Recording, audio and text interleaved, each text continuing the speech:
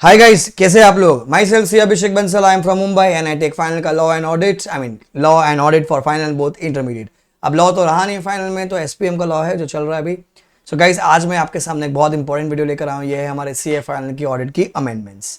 ठीक है, तो ये सारी अमेंडमेंट्स है, कुछ आई है, कुछ आईसीआई ने क्लैरिफिकेशन किया। अमेंडमेंट्स नहीं बोलेंगे, हम इसको एडिशन बोलेंगे। कोई चेंज नहीं हुआ है, कुछ ऐड हुआ है। तो आपने बहुत सारे वीडियोस देख लिए होंगे कि मई 25 में चीज़ें चेंजेस हुई है, मॉडल में ऐड हुई है। अच्छा, ये वीडियो शुरू करने से पहले मैं आपको बता दूं, मैंने एक फाइल रिलीज की थी, एक पीडीएफ रिलीज किया था which covers all the questions of module which have been recently added. ठीक है, तो एक वो अलग फाइल है, ध्यान रखना, उसमें ऐसा लिखा हुआ है आईसीए का न्यू क्वेश्चंस का compilation.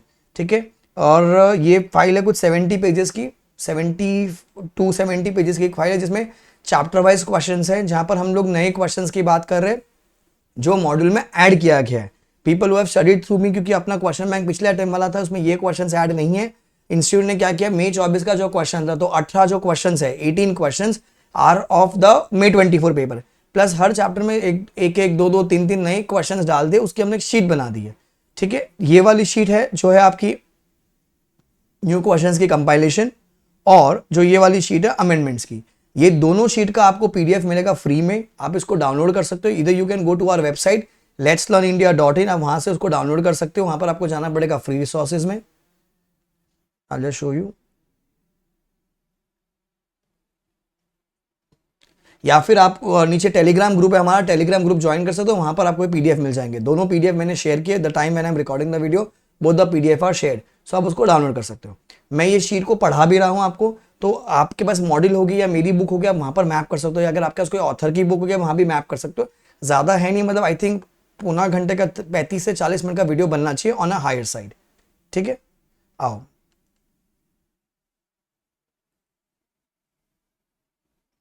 So you go to, can you see this word free resources on our website? Website name is letslearnindia.in, letslearnindia.in. You go to free resources। जब आप फ्री रिसोर्स में जाएंगे आपको नीचे नीचे दिखेगा ICI new question compilation for CA final audit May 25 and CA final audit amendments May 25। तो यहां डाल दिया, यहां से डाउनलोड कर सकते हो। ओके,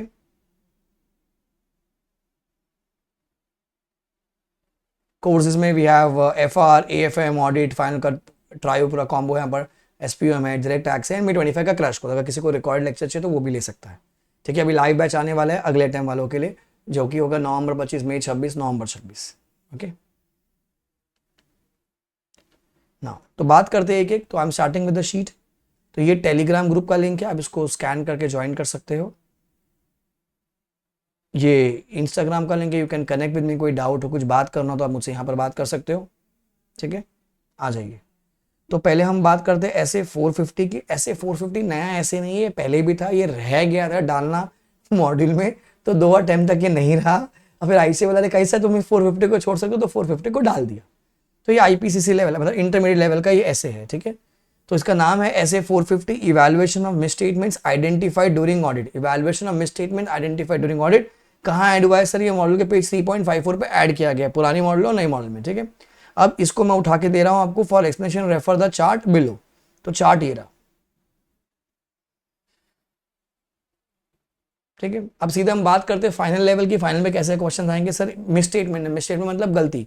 तो यहाँ पर हम इसको समझने के लिए वर्ड मिसस्टेटमेंट यूज किया गया, पर मैं इसको समझने के लिए क्या बोलूंगा? MMS, material misstatement. है मिसस्टेटमेंट ही, पर समझने के लिए क्या बोलेंगे अपन इसको? MMS, material misstatement. तो क्या होता है, अगर आपने कोई मिसस्टेटमेंट मिलता है, मतलब गलतियां मिली है, अपन मैनेजमेंट को क्या बोलेंगे? सर आप इसको ठीक कर दो ना प्लीज। भाई अगर गलती है तो गलती को ठीक करना पड़ेगा ना। अगर मिसस्टेटमेंट है तो मिसस्टेटमेंट को ठीक करना पड़ेगा अपने को। तो ठीक करने को क्या बोलते हैं? करेक्ट कर दीजिए। भाई साहब उन्होंने करेक्ट नहीं किया तो वो क्या हो जाएंगे? Uncorrected misstatement. अरे अगर ठीक नहीं किया तो क्या होगा? अनकरेक्टेड ही होएगा ना। तो वो अनकरेक्टेड मिसस्टेटमेंट का क्या इफेक्ट है मेरे एफएस में, मेरे को वो जज करना है। So the objective of the auditor is to evaluate the effect of identified misstatement, मतलब जो मैंने गलतियां देखी, and the effect of uncorrected. अपन उनको रिक्वेस्ट करेंगे करेक्ट करने के लिए, करेक्ट कर दे तो अच्छी बात है। अगर नहीं किया तो क्या है? Uncorrected misstatement on the FS. So identified misstatement and the effect of uncorrected misstatement, ये अपना ऑब्जेक्टिव होता है। Requirement of the essay. So the auditor shall accumulate misstatements identified in the audit other than those are clearly trivial. छोटे मोटे से पेटी cash में गड़बड़ दिखी मुझे, गड़बड़ तो है, गड़बड़ इसमें स्टेटमेंट, पर मेरे को छोटी मोटी गड़बड़ दिखी, तो वो क्या आ जाएगा सर, छोड़ो ना इसको, क्या है, क्या देखना, एकदम नेग्लिजिबल है जो। So the auditor shall determine whether the strategy और the plan needs to be revise, क्योंकि देखो अगर मिसस्टेटमेंट मिल रही है मतलब गलतियां मिल रही है।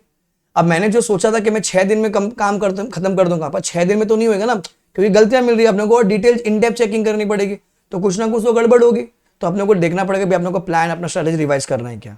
If at the request, if the auditor's request, management has examined or corrected any misstatement that was detected, he shall perform क्या, additional audit procedure। अरे भैया हमको misstatement मिला, हम जाके मैनेजमेंट से बात करेंगे, मैनेजमेंट बोलता है अच्छा हाँ ठीक है हम लोग ठीक करते हैं, अच्छी बात है, वो लोग ने ठीक कर दिया, वो लोग बोलते रहे हमने ठीक कर दिया सर, ठीक कर दिया, सुन के लेने का क्या, नहीं सर हम लोग आके वापस चेक करेंगे, वापस आके चेक करने को इंग्लिश में क्या बोलते हैं अपन, एडिशनल प्रोसीजर। क्या बोलते हैं बच्चे उसको हम लोग, additional audit procedures. Then, the auditor shall communicate all the accumulated misstatements on a timely basis at appropriate level of management with a request to correct them। अगर मैनेजमेंट मना कर देता है नहीं करूंगा चेंज, जो उखाड़ने का उखाड़, ये ऑडिटर तोड़ ले, अरे भैया हम आपसे विनती कर रहे हैं मैनेजमेंट, आप प्लीज इसको ठीक कर दीजिए ना, अरे क्यों ठीक नहीं कर रहे हो आप, तो उन्होंने रीजन दिया होगा, रेफ्यूजल किया तो मैंने कोई रीजन दिया होगा ना। सो the auditor should consider the management का reason for refusal and he should evaluate the effect, whether the FS as a whole are free from material misstatement, कि भैया मेरे FS पर उसका क्या impact आ रहा है, बेसिकली FS अपना ट्रू एंड फेयर व्यू होना ही चाहिए, तो ये बेसिकली क्या है, रिक्वायरमेंट्स ऑफ दिस ऐसे। अब इसी पे अपन आगे डीप में बात करेंगे। तो जो पहला वाला जो चार्ट है ना ये वेस्ट है, खाली ये बेसिक है, इंटरमीडिएट लेवल के हिसाब से अपने को जो डीप में आना है वो ये वाला आना चाहिए। देखो क्या है, फाइनल लेवल पे ये चीजें आएगी। पहला, सर द ऑडिटर को क्या मिला, मिसस्टेटमेंट मिला। भाई साहब अगर मिसस्टेटमेंट मिला है ना, हम उनसे रिक्वेस्ट करेंगे सर इसको करेक्ट कर दीजिए, करेक्ट कर दिया अच्छी बात है, सुन के नहीं लेने का क्या बोलेंगे अपन उसको, we will perform additional procedure. अगर वो रेफ्यूज करता है, भाई साहब यू अगर वो रेफ्यूज करता है, मैनेजमेंट ने रेफ्यूज किया तो हम जाकर ऊपर बात करेंगे। ऊपर कौन होता है सर, TCWG। तो the auditor shall communicate with TCWG the uncorrected misstatement and their effects and request the uncorrected misstatements to be corrected.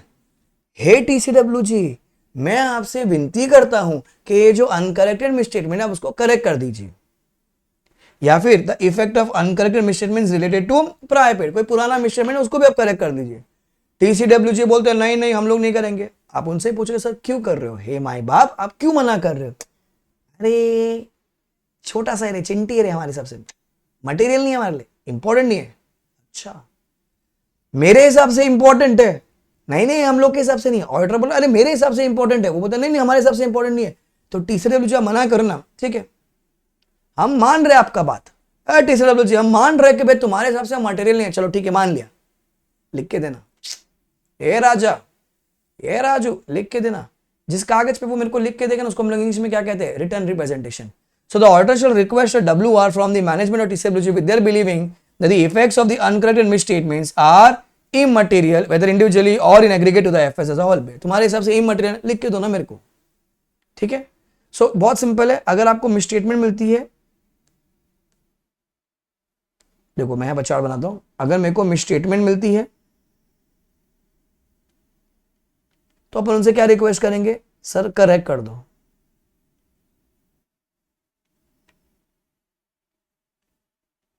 Request the management to correct, ठीक है। दो बातें, मैनेजमेंट अग्री करता है या रेफ्यूज करता है। अग्री करता तो क्या करोगे आप सर, परफॉर्म एडिशनल प्रोसीजर। अगर वो रेफ्यूज करता है then request TCWG to correct. TCWG भी क्या करता है, रेफ्यूज करता है, तब क्या बोलोगे, अंडरस्टैंड द रीजन फॉर रेफ्यूजल। वो बोलते हैं हमारे लिए इमटेरियल है, तो क्या करोगे, take WR with respect to their believing या their belief that effect of uncorrected misstatement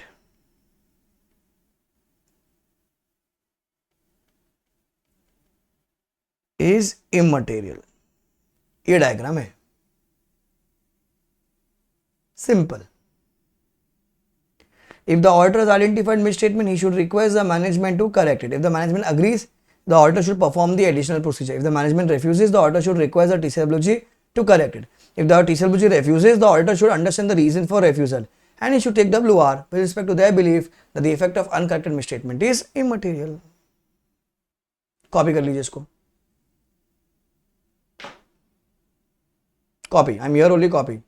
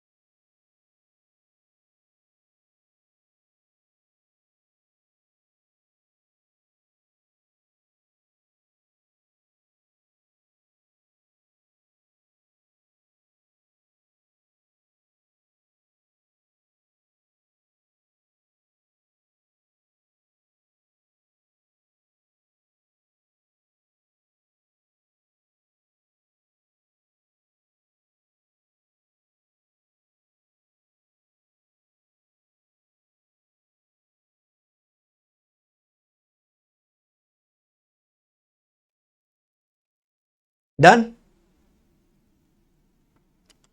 ना, इसी के क्वेश्चन है, ठीक है। तो एक क्वेश्चन क्योंकि हमारी रेडी था, क्योंकि क्वेश्चन तो क्योंकि ऐसे ही पुराना है तो हमने क्वेश्चन उठा के यहाँ डाल दिया नीचे। सो क्या क्वेश्चन देखो, पहला, in an audit plan for T limited as an audit partner you would like to highlight the sources of misstatements arising other than fraud.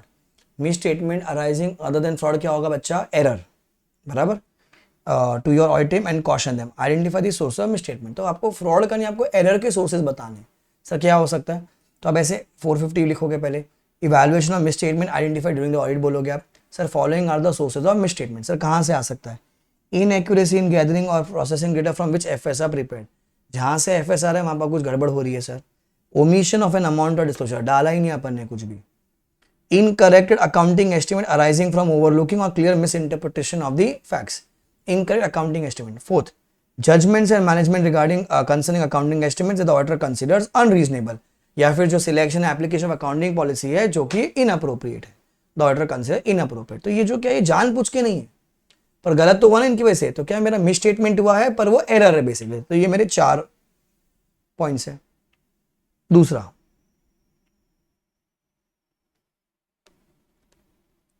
Discuss the impact of uncorrected misstatements identified during audit and the auditor's response to the same. कुछ नहीं करना है, ये जो diagram बनाए ना अपन, ये diagram, ये पूरा ये डायग्राम है, पूरा थ्योरेटिकली लिखा हुआ है पूरा। तो ऐसे 450 पे 2 ही क्वेश्चन है, तो अगर आ सकता तो आपको ये एमसीक्यू में पहचानने को आ सकता है कि मिसस्टेटमेंट एरर से भी हो सकता है और फ्रॉड से भी हो सकता है। तो फ्रॉड की तो रीजन सबको पता ही है, अपन ने ऐसे 240 में पढ़ रखा है। ये जो मिसस्टेटमेंट है ये एरर की रीजन है। एरर की रीजन क्या, इनएक्यूरेसी है, ओमिशन है, कुछ सर इनकरेक्ट इन्फॉर्मेशन, कुछ अकाउंटिंग एस्टिमेट्स वहां पर, या अकाउंटिंग एस्टिमेट्स में ना कुछ गलत है, ठीक है, क्लियर हो गया, ये हो गया आपका ऐसे 450 समाप्त। नेक्स्ट अमेंडमेंट क्या है,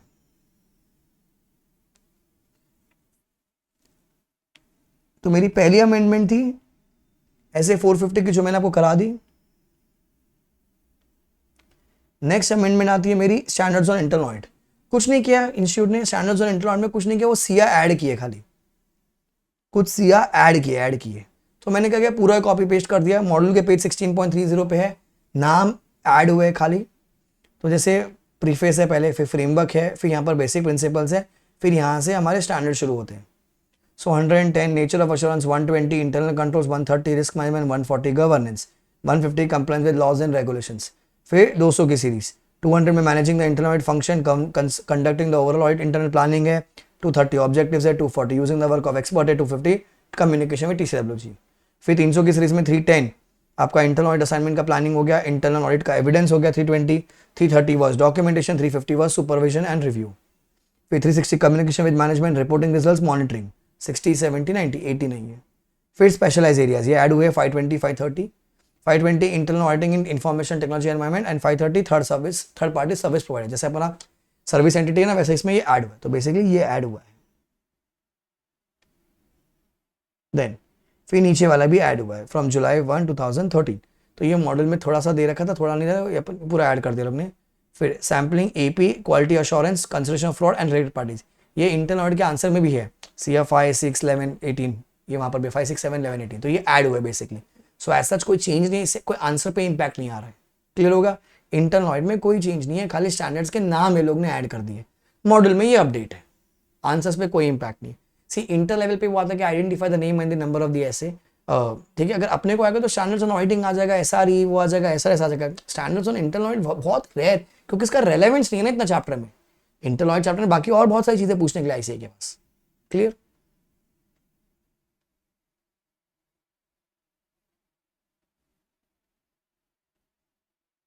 थर्ड आता है प्रोफेशनल एथिक्स का, ठीक है। प्रोफेशनल एथिक्स में क्या चेंज है, एज सच कोई मेजर चेंज नहीं, कोई क्लॉज चेंज नहीं है, खाली लोगों की गाइडलाइंस है, लोगों की, अरे लोग नहीं रे, लोगो ICAI का जो CA लोगो जो आ चुका था अपने को पता है, उसका कुछ गाइडलाइंस का क्लैरिफिकेशन दिया है लोग ने, ये सेम रेफरेंस 19.660 मॉडल 19.125, ठीक है। अब देखो अपना जो लोगो है consist of CA in blue colour with a try colour tick mark upside down with white background.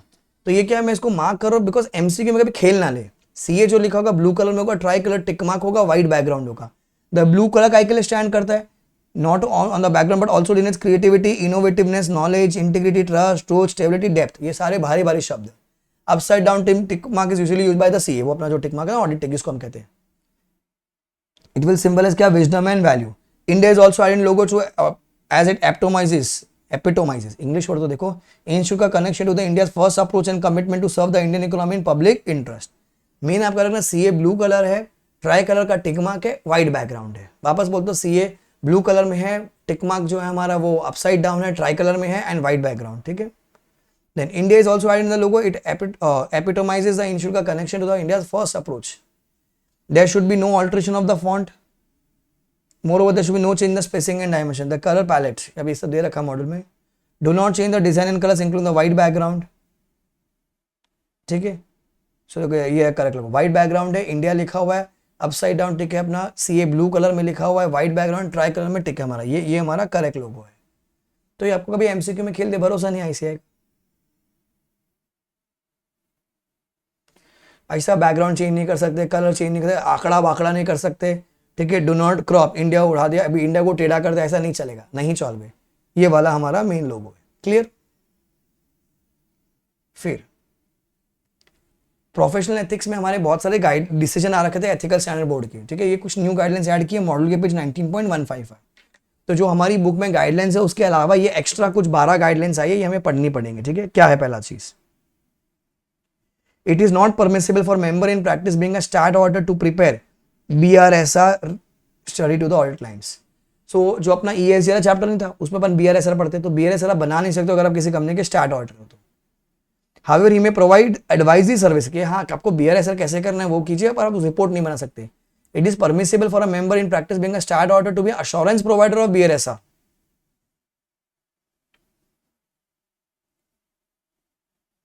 आप उसका ऑडिट रिपोर्ट बना सकते हो, पर वो बीआरआर सर की स्टडी नहीं बना सकते। वो फॉलो हुआ है कि नहीं वो कर सकते हो, और बीआरआर से स्टडी नहीं बना सकते। हाँ, आप अगर सीए इन प्रैक्टिस हो खाली वो बनाओ, कोई दिक्कत नहीं है। पर अगर जहां पर स्टार्ट ऑडिटर हो, आप जहां पर स्टार्ट ऑडिटर हो, उनके लिए वो स्टडी नहीं कर सकते हो, वो स्टडी का रिपोर्ट बनवा सकते हो। हाँ, वो स्टडी किसी और सीए से करवा ले, फिर आएगी रिपोर्ट, आपको रिपोर्ट देने के लिए अलाउड है, पर आप वो स्टडी नहीं कर सकते। ठीक है, ध्यान रखिएगा। Number 2, start auditor of the entity is not permitted to engage in assignment of compilation engagement. तो लॉजिकल है, एसआरएस 4410 के हिसाब से। जब अपन 4410 पढ़ते हैं, वहां पर मैंने पढ़ाया हुआ है ना, वहां पर लिखा है वर्ड प्रैक्टिशनर, मतलब कोई भी कर सकता है। तो मैं से पहला सवाल ये पूछता हूँ, क्या कंपाइलेशन कोई सीए, कोई भी सीए प्लस सीओ पे कर सकता है? The answer is yes. क्या स्टार्ट ऑर्डर कर सकते हैं? द आंसर इज नो, क्योंकि प्रोहिबिटेड सर्विस में कवर हो जाएगा ना। वहां लिखा है कि कोई भी कर सकता है, अग्रीड है, पर लॉजिकल ना कि मैं प्रोहिबिटेड में कवर हो जाऊंगा। अगर मैं अकाउंटिंग की सर्विस देता तो मैं स्टार्ट ऑर्डर नहीं बन सकता, तो उसी को रिपीट किया ये लोग ने।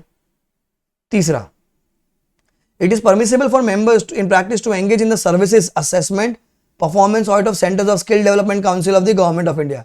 तो जो स्किल डेवलपमेंट के जो प्रोग्राम्स होते हैं, अगर आप उसमें जा रहे हो आप कर सकते हो। It is permissible as per management consultancy services. जैसे भी गवर्नमेंट ऑफ इंडिया ने स्किल डेवलपमेंट का कोई प्रोग्राम शुरू किया है, अब वहां पर आप एक प्रैक्टिसिंग सीओ, आपको टैली आता है, आप जाके टैली सिखा रहे हो, कहां पर? स्किल डेवलपमेंट काउंसिल में, चलेगा, कोई दिक्कत नहीं। वहां पर अकाउंट सिखा रहे हो, इनकम टैक्स का दे रहे हो कुछ, चलेगा, कोई दिक्कत नहीं है। Then it is permissible for a member in practice to accept the assignment of mystery audit. So mystery audit हम कर चुके हैं बहुत सारी, मैंने क्लास में बताई भी mystery audit क्या होती है। जैसे भी कोका कोला है, ठीक है, ये अपन लेते हैं, हाँ कोका कोला का, रेड बुल का एग्जांपल ले लीजिए। तो रेड बुल कोई नया फ्लेवर लेकर आया है, तो कॉलेज के बाहर वो क्या करता है? प्रमोशन करवाता है। तो प्रमोशन के लिए क्या किया उन्होंने? किसी की एजेंसी को दे दिया 2 करोड़ रुपए कि भैया 2 करोड़ लीजिए, मार्केटिंग कीजिए। अब वो एजेंसी मार्केटिंग कर रही कि नहीं कर रही, कोका कोला को या रेड बुल को कैसे पता चलेगा? तो एक सीए फर्म को हायर करते हैं, सीए फर्म आप जाके चेक कीजिए। तो हम छुपके से जाते हैं, फोटो खींचते हैं उनका, उनसे क्रॉस क्वेश्चनिंग करते हैं। We behave like a customer, we behave like a public, पर उनको ये नहीं पता कि ऑडिट हो रही है। अब जैसे स्टोर्स में, तो स्टोर में से रिसेप्शन पे लोग खड़े हैं, तो मैनेजमेंट को करवानी है, तो बेसिकली मैनेजमेंट करवाता है। मिस्ट्री ऑडिट अपन कर सकते, पहले भी करते थे, लिखा हुआ है तो अलाउ कर देते, हमने तो की हुई है। Then it is permitted for a member in practice to mention position as a promoter director on the portal of a company, however the member can not mention his professional attainments and the name of the firm. अगर मैं किसी company का director हूं तो उनकी website पे, company की website पे मैं लिखूंगा ना सीए अभिषेक बंसल प्रमोटर डायरेक्टर, लिखो, कोई दिक्कत नहीं, कोई दिक्कत नहीं। हाँ, आप सीए हो तो अपनी फर्म का नाम नॉट अलाउड। आपने रिलायंस का फ्रॉड पकड़ा था, नॉट अलाउड, क्योंकि वो क्लॉज 6(7) का वायोलेशन हो जाएगा। It is permissible for member in practice to become professional director in the board of the management of a cooperative bank. आप सीए हो तो आप प्रोफेशनल डायरेक्टर बन सकते हो कोऑपरेटिव बैंक में, कोई दिक्कत नहीं है। अच्छा, it is permissible for member to set up in practice in IFSC in gift city, Gujarat. IFSC is basically International Financial Service Center company, बिंदा शुरू कर सकते हो, कोई दिक्कत नहीं है। It is permissible for a member to render professional service to IFSC units from outside IFSC, आप उनको सर्विसेज भी दे सकते हो। A firm is not permitted to publish a vision mission, SMS सीखे थे ना अपन, to become the number 1 firm of the world, not allowed, not allowed। ना तो लेटर हेड पे, ना तो विजिटिंग कार्ड पे, ना तो अपनी स्टेशनरी पे। The vision and statement may be printed on the firm का profile and may be provided in response to a specific request। किसी ने अगर आपने से मांगा प्रोफाइल, तो आप प्रोफाइल दो, अब उस प्रोफाइल में तुम विजन डाल दो। आपने अपने विजिटिंग कार्ड पे, अपने लेटर हेड पे लिखा है विजन टू बिकम नंबर 1, कर लो दुनिया मुट्ठी में, रिलायंस, नॉट अलाउड। ठीक है, Amul the taste of India, ऐसा अलाउड नहीं अपने को, जीपीएम हो जाएगा, गिल्टी ऑफ प्रोफेशनल मिसकंडक्ट।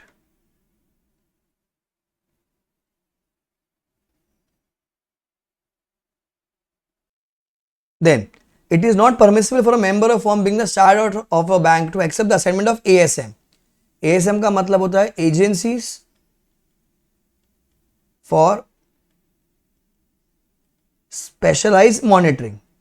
अरे भैया, बैंक में कस्टमर ने लोन लिया है, अब जब बैंक में कस्टमर ने लोन लिया है तो लोन रीपे नहीं किया है, तो उसका बोरोवर का ऑडिट जो करते हैं ना, तो अगर मैं एचडीएफसी बैंक का स्टार्ट ऑडिटर हूं तो एचडीएफसी बैंक के कस्टमर को मैं एएसएम नहीं ले सकता, मतलब उनकी कस्टमर्स की अपन ऑडिट नहीं कर सकते। He can accept the either of the assignment at one time, या तो आप बैंक की ऑडिट लीजिए या आप कस्टमर की लिए ऑडिट लीजिए, लॉजिक है, अपन बैंक की ऑडिट करेंगे। ठीक है, agencies for specialised monitoring. A member in practice can not be appointed as an internal auditor and the procurement officer simultaneously in an organisation.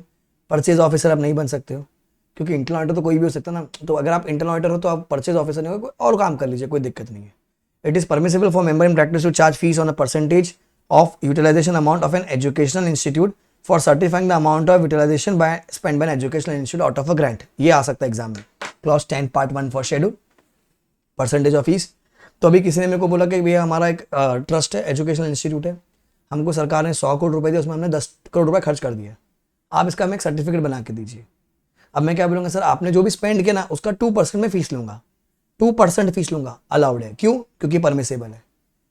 He can charge fees on the percentage of utilization amount of the educational institute. He can charge fees on a percentage of utilization amount. Clear हो गया? तो ये मेरी ethics की guidelines हो गई। Now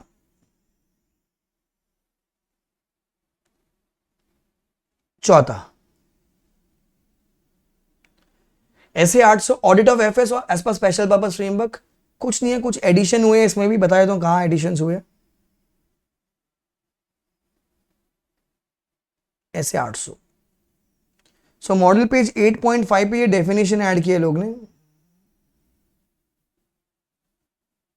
reference to FS in this essay means a complete set of special purpose FS including the related notes.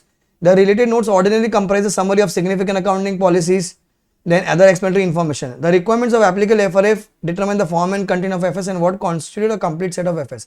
ये पूरा ही FS होता है, पर इसका जो फ्रेमवर्क है खाली वो ही अलग है। हम जनरली AS के हिसाब से बनाते हैं, इंड AS के हिसाब से बनाते हैं। यहाँ पर आपको बोल दिया LODR के हिसाब से बना दो, कैश बेसिस बना दो, पर बनाओगे तो पूरा ही ना, आप पूरा ही बनाओगे, ठीक है। फिर 8.6 पे एक ऐसे 315 का मेंशन कर दिया है। अब 315 क्यों यूज करते हैं हम लोग? जब हम लोग ऑडिट करते हैं, जब हम लोग कंप्लीट जनरल पर्पस के हिसाब से अपन जब अकाउंट्स बना के ऑडिट करते हैं तो हम लोग ऐसे 315 क्यों यूज करते हैं? तो sir understand the entity environment, ये भी वही है। ऐसे 315 requires auditor to understand to obtain the understanding of the entity selection and application of accounting policies. In case of FS, as per the provisions of contract, the auditor shall obtain the understanding of the significant interpretation of the contract that management made in the preparation of those FS. अगर FS बनाया गया है contract के हिसाब से तो contract को समझो, तो समझने के लिए कौन सा ऐसे यूज करेंगे? 315 यूज करेंगे, तो खाली रेफरेंस है। फिर मॉड्यूल 8.7 पे क्या ऐड किया? तो पहले क्या हम लोग 3 ही पॉइंट बोलते थे कि भैया नोट लिख दीजिए और फ्रेमवर्क बता दीजिए और मैनेजमेंट की रिस्पॉन्सिबिलिटी फ्रेमवर्क है। तीसरा और की ऑडिट मैटर्स, सॉरी 2 ही होते थे। अब क्या हो गया? CDE को ऐड किया, CDE को ऐड किया है लोग ने। See sir when the key matters are communicated for the auditor's report on special purpose, ऐसे 701 विल आल्सो अप्लाई। सर 720 भी लगेगा तो 701 भी लगेगा, 720 भी लगेगा, और एक और ऐसे आ जाएगा ओम पैरा वाला, ओम पैरा वाला, बस यही है। तो ये 3 पॉइंट ऐड हुए। तो अगर आप देखोगे पुरानी बुक में भी ए बी है, CDE नहीं होगा, CDE ऐड हो गया खाली, बस ठीक है। मैंने सुना अदर मैटर वाला, ये थोड़ा सा काम की चीज है। The auditor may deem it appropriate to refer other matter para in the auditor's report on the special purpose FS, मतलब to the auditor's report on complete set of FS और to a matter report as per 706। इसका मतलब क्या हुआ? The auditor may deem it appropriate to refer in OM para in the auditor's report on special purpose FS। अगर मैं special purpose को add कर रहा हूं तो मैं मेरे ओम पैरा में क्या लिखूंगा? मैं कंप्लीट सेट ऑफ पर्पस, जो ऑडिटर था ना कंप्लीट सेट वाले का, जनरल पर्पस का जो FS बनाया था, उसका क्रॉस रेफरेंसिंग दूंगा कि अगर कोई ऐसी बात है जो उसने लिखी है अपनी ऑडिट रिपोर्ट में, मैं मेरी ऑडिट रिपोर्ट में ओम पैरा में लिखूंगा। जैसे कि एग्जाम्पल, तो जिसने जनरल पर्पस का FS का ऑडिट किया था उसने कुछ बताया था material uncertainty related to going concern, तो उसने लिखा होगा अपनी ऑडिट रिपोर्ट में। तो मैं मेरे ओम पैरा में, मैं वापस बोलता हूं, मैं स्पेशल पर्पस का ऑडिटर, स्पेशल पर्पस FS के ऑडिटर कहां लिखेगा? उसको ओम पैरा में क्रॉस रेफरेंसिंग देगा। सर उसने तो GC की बात लिखी अपने हिसाब से अपनी ऑडिट रिपोर्ट में, ठीक है, लिख दी। अब मैं उसको अगर रेफरेंस करना चाहता हूं, मैं उसको कहां लिखूंगा? ओम पैरा में लिखूंगा। सर ओम में क्यों आया? बेटा ओम में कौन सी बातें आती है? जो ऑडिट रिपोर्ट में आती है। उधर वाले ऑडिटर ने, जो जनरल पर्पस का ऑडिटर, उसने कहां लिखा? उसको ऑडिट रिपोर्ट में लिखा ना। पर सर वो मैटर तो FS का था, अग्रीड, वो मैटर FS का था, उसने जहां लिखा उसको लिखने दो, उसकी बात हम हमारी रिपोर्ट में लिख रहे हैं, हम कहां लिखेंगे? हम ओम में लिखेंगे, क्योंकि हम उसकी ऑडिट रिपोर्ट से उठा के ला रहे हैं ना, ठीक है। फिर टू अवॉइड मिसअंडरस्टैंडिंग, क्या बोले? To avoid misunderstanding, auditor alerts the users of the FS by including an EOM para explaining the FS are prepared as per the special purpose framework and therefore may not be suitable for any other purpose। ये बात कहां लिखी है? 706 में लिखी है। अरे sir अब यहां पर EOM क्यों आ गया? अरे भैया जो FS बनाए गए हैं ये स्पेशल पर्पस के हिसाब से बनाए हैं, तो ये मैनेजमेंट ने ये बात तो लिखी होगी ना FS में, फंडामेंटल ना यूजर के लिए, तो कहां लिखूं उसको? मैं अगर स्पेशल पर्पस का ऑडिटर हूं तो उसको मैं कहां लिखूंगा? EOM में लिखूंगा। अरे भैया FS अलग तरीके से बनाया गया, ये बात तो FS की रिलेटेड है ना, तो ये बात हम कहां लिखेंगे? हमको EOM में लिखेंगे। तो ऊपर वाला जो पॉइंट है, पॉइंट नंबर ई वाला जो पॉइंट है, और ये अलर्टिंग द रीडर्स, ये दोनों पॉइंट इंपॉर्टेंट है। इसमें अपने को एग्जाम में एमसीक्यू डिस्क्रिप्टिव आ सकता है। खत्म हो गया ऐसे 800 का अमेंडमेंट, इतना ही था, बाकी सेम है। देन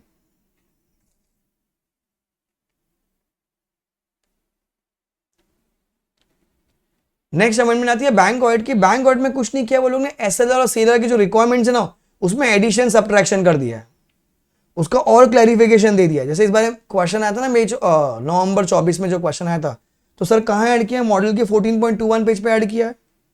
तो while examining the computation of DTL, demand and time liabilities, following items have been excluded from the liabilities। तो ये पूरी लिस्ट है, A B C D E F G H I J K L M N, N तक है नीचे तक, ठीक है। फिर following items have been included in the liabilities, so 1 2 3 4 ये है। तो ये A to N है, ये आपको एक्सक्लूड करना है, ये 4 को आपको इंक्लूड करने का, ठीक है। तो ये लिस्ट है, ये आपको याद करनी पड़ेगी। मैं बैंक और यूट्यूब पे रिवाइज करूंगा तो तब मैं वापस से कराऊंगा विद एन इलस्ट्रेशन। तो इसको भी मैं पढ़ा रहा हूं, किसी को अगर रीड करें तो मॉड्यूल का पेज नंबर है 14.21, वहां से आप इसको देख सकते हो। अब देखो नवंबर में क्वेश्चन आ गया तो रिपीट होने के चांसेस की प्रोबेबिलिटी कम हो जाती है हमारी, बट ठीक है, बट एक बार नॉलेज के लिए होना चाहिए आपके पास। फिर while computing the DTL, the auditor में specially examine the details of exempted categories of following items. तो ये एग्जेम्प्टेड कैटेगरीज है कुछ, ये ऑडिटर का प्रोसीजर है जब वो एसएलआर सीएलआर निकाल रहा होता है, ये सारे ऑडिटर के प्रोसीजर यहां तक। तो एज सच बैंक ऑडिट में कोई चेंज नहीं है, खाली जो एसएलआर की जो रिक्वायरमेंट्स होती है ना, जब अपन डीटीएल निकाल रहे होते हैं, तो डीटीएल की जो एडिशन और सब्ट्रैक्शन है उसमें चेंज है, खाली ये लिस्ट है बस। बैंक ऑडिट हो गया।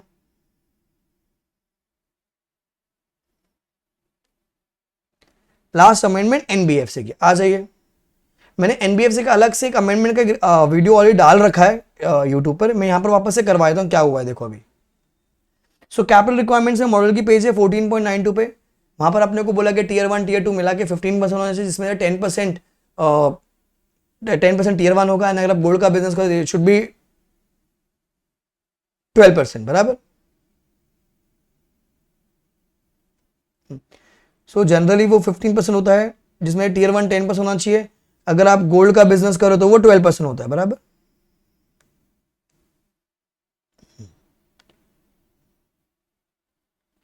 नाउ तो टीयर 1 क्या होता है वो लोग ने उसको एक्सप्लेन कर दिया। टीयर 1 क्या होता है वो लोग ने वो एक्सप्लेन कर दिया, ठीक है, बोल लो।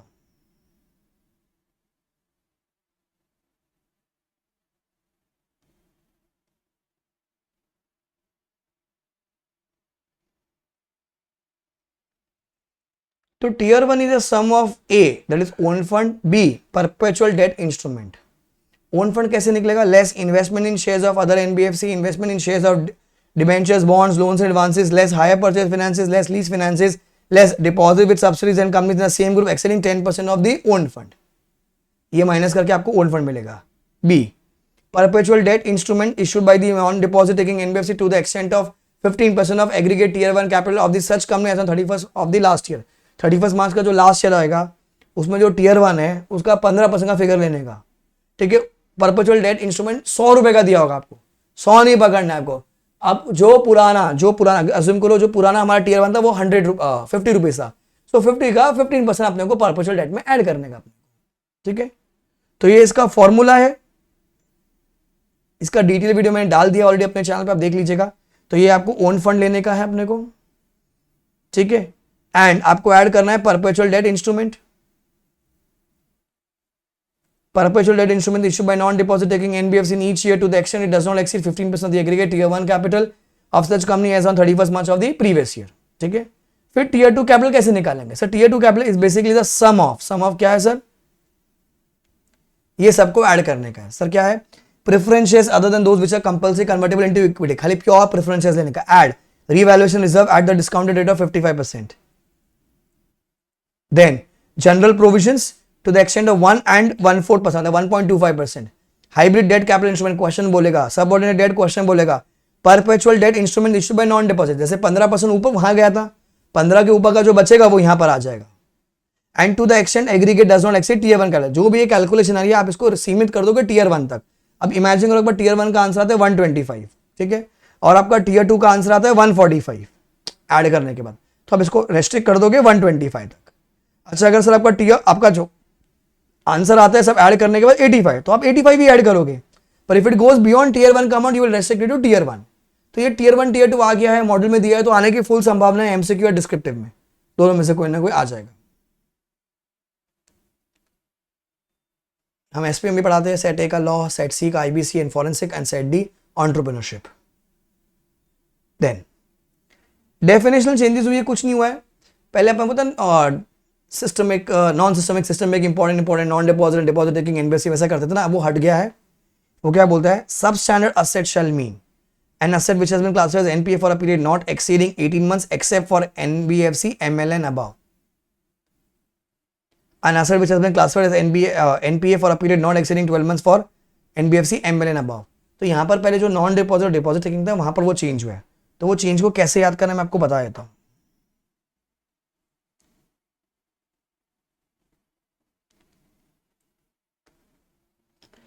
जो भी नॉन डिपॉजिट वाली थी ना, नॉन डिपॉजिट, और एक की थी नॉन डिपॉजिट एंड डिपॉजिट,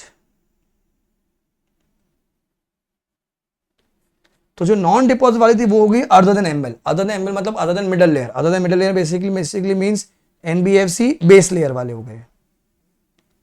और नॉन डिपॉजिट डिपॉजिट वाले को क्या बोलते हैं लोग ने, एनबीएफसी एमएल बोल दिया। क्या बोलते हैं लोग ने, एनबीएफसी एमएल बोल दिया। यही चेंज है खाली। तो जहां नॉन डिपॉजिटिंग जहां भी लिखा हुआ था वो क्या हो जाएंगे, एनबीएफसी अदर देन एमएल बोलता है ये, तो other than ML and above मतलब बेसिकली बेस लेयर। और जो non deposit deposit taking NBFC होती थी वो क्या हो गई आपकी, NBFC middle layer. Middle layer ठीक है, क्योंकि अपर एंड टॉप में तो कुछ भी नहीं है ना आज की डेट में। तो आज की डेट में अपर एंड टॉप में तो कुछ भी नहीं है, तो यही बाइफर्केशन अभी। तो ये लोग ने पागल से अदर देन एमएल की जगह पर लोग को लिखना चाहिए ना बेस लेयर। क्या एचआरबी है, एनबीएफसी अदर देन एमएल।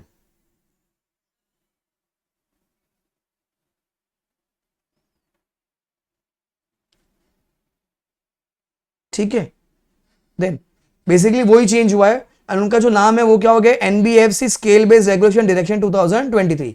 तो जो पुरानी रेगुलेशन थी 2018 वाली वो डिलीट हो गया, अब 2016 की थी आई थिंक। अब वो क्या हो जाएगी, ये बोलना आपको NBFC scale based regulation direction 2023। Answer में कोई चेंज नहीं है, खाली जो अपन वो लिखते ना नॉन डिपॉजिट डिपॉजिट टेकिंग, तो वो चेंज है खाली बस। मैंने एनबीएफसी की स्पेसिफिकली अमेंडमेंट यूट्यूब पे डाली हुई है, वो देख सकते हो वहां पर। ये खाली वापस से रिपीट हुई है सारी। फिर एक आंसर था आपको, obligation of the auditor to submit exception report to RBI. Module में पेज 14.112 है। आंसर सेम है। हम ये बोलते थे अगर कंपनी ने कंप्लाई नहीं किया provision of charter 3B of RBI 1934। Number 2 NBFC acceptance of public deposit direction 2016। Third जो था, क्योंकि वो नॉन डिपॉजिट डिपॉजिट हट गया ना वो, अब उसकी जगह पे क्या आ गया बच्चा, master directions RBI NBFC, master directions RBI NBFC, master directions RBI NBFC scale based और regulation direction 2023, scale based regulation directions 2023, ये लिखने का आपको खाली। तो डेली जो नॉन डिपॉजिट डिपॉजिटिंग में जो चेंज है वो किसके वजह से है, इसके वजह से आया, master directions RBI NBFC scale based regulations 2023, ये चेंज है। बाकी पूरा आंसर सेम है बच्चा, बाकी पूरा आंसर सेम है। क्लियर हो गया। तो एनबीएफसी में कैसा कोई बड़ा चेंज नहीं आया, खाली वो टीयर 1 टीयर 2 का डेफिनेशन दे दिया वो लोग ने बस।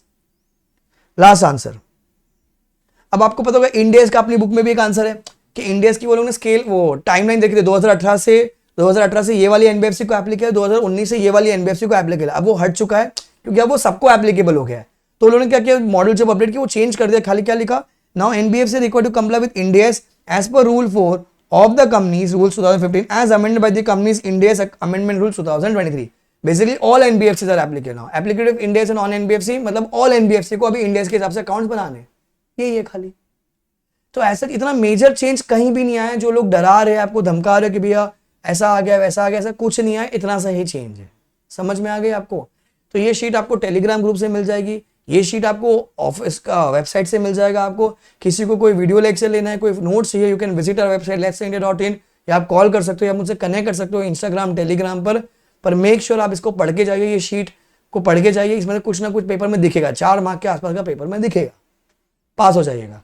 और रिवीजन वीडियोस रिकॉर्डिंग हो रही है, I will be uploading on YouTube. खाली बैंक ऑडिट में लाइव करवाऊंगा, जब करवाऊंगा आपको शेड्यूल दे दूंगा।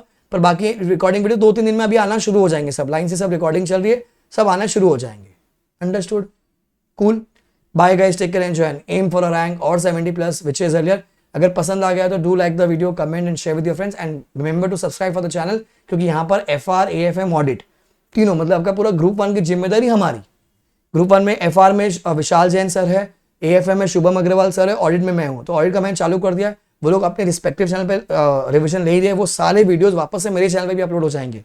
सो make sure you clear in this attempt, okay. Bye guys, take care. अब की बार आखिरी बार, अब की बार मैं पार।